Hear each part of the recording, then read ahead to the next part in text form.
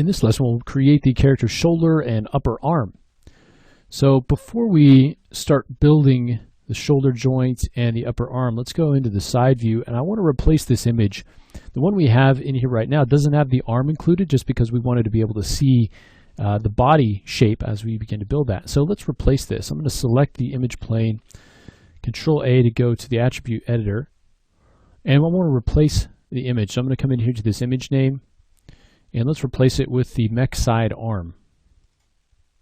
Now you can see it defaulted back down to that value, and so let's replace this height and width 750, and now we have the arm located in there from the front and from the side, so it'll give us a better indication of where we need to place that. Let's begin by creating a polygon primitive sphere to serve as the shoulder. We'll kind of move it up into position here. Obviously it needs to be much bigger, so we can increase the radius and kind of move it up in here. Let's also rotate it down so the pole faces basically along the length of the arm. Kind of move this in here. All right, so we can kind of match up. You can't see all of it, but you can kind of get a rough match there, and you can see, you know, if that's going to fit actually inside of that socket there. So we can kind of move it around a little bit. We take our radius down just a hair. And because of the way that that back folds in, we may want to kind of move it out a little bit so it doesn't penetrate in. So I think that position is actually pretty good. We might want to actually make it a bit bigger. Let's take our subdivisions down a little bit. I'm going to take those down to maybe 12 in the axis. And let's take this down to maybe 12 here as well. So make that a little bit lower res.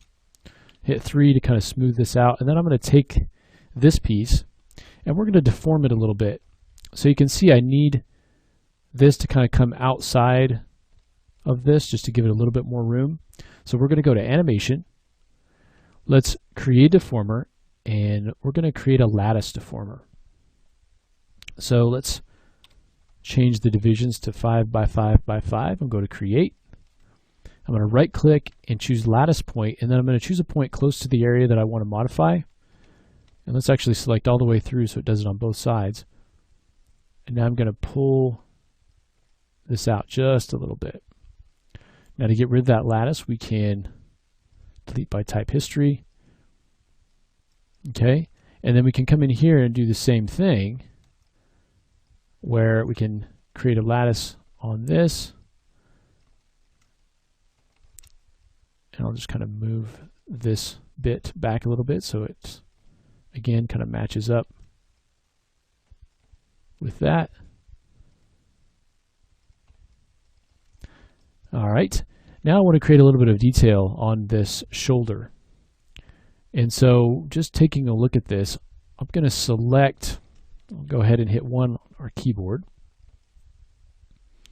And then I want to have part of it come down into the top of the arm. So I'm going to select these faces kind of right here. Just make sure I don't have anything else selected, any other faces. Let's go to polygons and edit mesh faces, and we'll do an extrude. And let's pull our extrude out just a hair, and then I'm going to move and change my move axis to object. Just pull it straight down like that. Let's go ahead and delete those faces.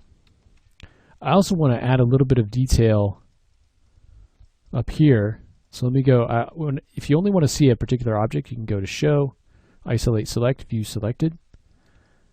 And I'm just going to go ahead and select, if I can get past that manipulator, select some of these faces, and let's do an extrude on those. And these will push in.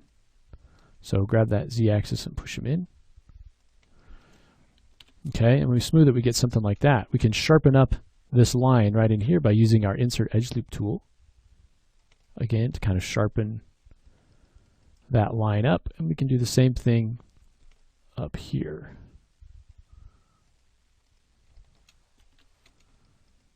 So we get something like that. Now we can begin to add the upper arm, and we'll do that just by creating a basic cylinder, polygon primitive cylinder. Let's bring it up and over. All right, and we can go to the creation node and increase the radius and the height. Let's also rotate it sort of into rough position so that we can kind of get the size and scale correct. Okay, so something like that. Let's rotate it a bit more. Kind of right in there, something like that. And then from this side, we need to kind of rotate it this way a little bit. All right, so now we can begin to increase that radius a little bit.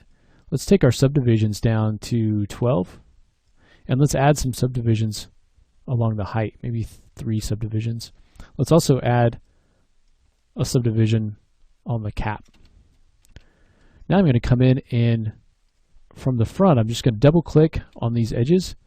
And I'm going to scale them out so we get a nice curve here. Just like that. And then up on this top, I'm going to just select those points up on the top and pull those out as well. Just so it kind of matches up with the where we want this arm to be. Okay, so something like that. Can take this whole thing, I'm just going to move it down just slightly. Now I want to create an opening here. So let's go View Selected. Isolate Select, and then we'll select these polygons on the end, scale those up. Let's do an extrude, and we'll push them in. Okay, and we can actually delete those. Let's do the same thing here. Let's grab these, scale them up a bit, do an extrude, push them in, and we can delete them. All right, so now when we smooth this, you can see it is going to be very smooth. So if you want to sharpen it up a little bit, feel free to insert some edge loops right across there. And if you really want it sharp, you can add some edge loops along the face of that as well. Okay. And so we get something along those lines, which is pretty close. Might want to just scale it up a little bit more. So maybe something like that. All right, so that gives us our shoulder, which can rotate around, and then the top part of our arm. So the next thing we'll do is start to build the lower arm. So we'll build the elbow and then the forearm. So let's do that next.